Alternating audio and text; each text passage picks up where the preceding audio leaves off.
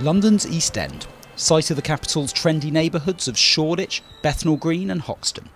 But in addition to the swathes of bars, restaurants and art galleries, this area of the capital also plays home to London's most in-demand rental market.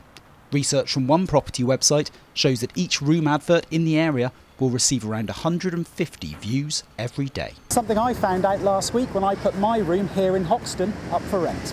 Within 15 hours I'd had 20 emails, 10 text messages and 5 phone calls asking to sort out viewings. Matt Hutchinson is from spareroom.co.uk, the rental website that put together the research. I asked him what explained these regional variations. In terms of the traffic on Spare Room and the people we get using the site, around half of it is London and the sort of southeast commuter belt, and that's always been the case. There's always more people who need to live where the jobs are. There's plenty of affordable housing still around, but having affordable housing where there are jobs is the problem. And London and the southeast is where most of the jobs are created these days. The spareroom.co.uk figures are dominated by inner London and the southeast England commuter belt, with Oxford, Cambridge and Aberdeen also emerging as in-demand rental locations.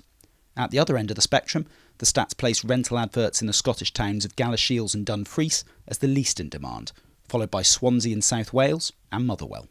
So while the rental market is strong in London and the southeast, across the regions the picture is still less than certain. In fact, according to an LSL Property Services index, rents actually dipped in February and are now below their peak in October.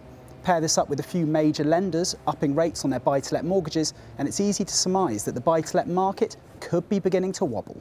I put this question of a wobbling rental market to Ben Thompson, MD of Legal and General Mortgage Club. There'll always be variations in the figures and little blips along the way, I think, but if we look at the fundamentals and what's been driving rental demand over the course of the last, 3 years since the revival of the buy-to-let sector, it's been a lack of confidence in employment. It's been very hard to get hold of mortgage finance as a first-time buyer. There's been a lot of issues to do with confidence in the market, which make people perhaps not want to buy. So no, I think those factors are still very much prevailing.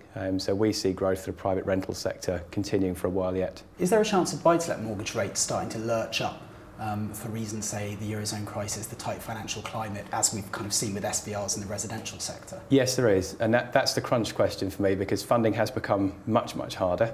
So mortgage rates in particular, well, all mortgage rates, but also clearly for buy-to-let have become more expensive relative to perhaps where they were 9 months ago. So what that forces me to do if I'm a landlord is say, can I pass that on to my tenant in terms of increased rent? However, rents were tugged back down in the first few months of 2012 by a slight drop in demand, brought on by an increase in first-time buyers, purchasing to take advantage of the stamp duty holiday that expired at the end of March. But despite this brief boost in home buying, the mortgage market is still somewhat stagnant, leaving renting as a viable solution for many. As a nation, we are going to have to get our heads around the idea of renting a bit more. We have this British sense that we should own a property that isn't unique but is unusual amongst most countries. Across huge swathes of Europe, people rent for, into their 30s, 40s, 50s and maybe buy a place to retire to. In the UK, we have that buying mentality, and it's possibly unrealistic now. And it's certainly getting less realistic when you factor in new figures from Rightmove, showing that the average property price in England and Wales has now reached a record high. And with the biggest increase seen in London, it looks like the people of the capital will be renting for a good time yet.